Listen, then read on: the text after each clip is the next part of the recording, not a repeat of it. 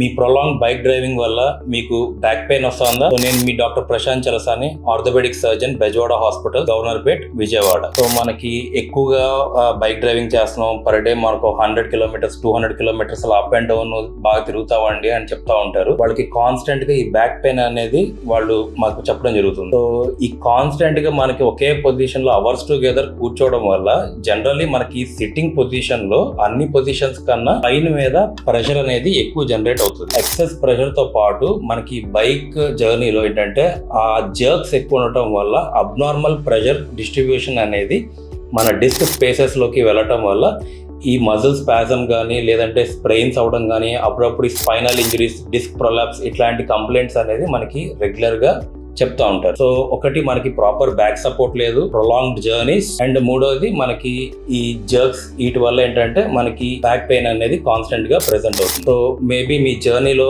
Every 30 to 45 minutes కి ఒక 5 minutes ఒక హాల్ట్ తీసుకోవడం.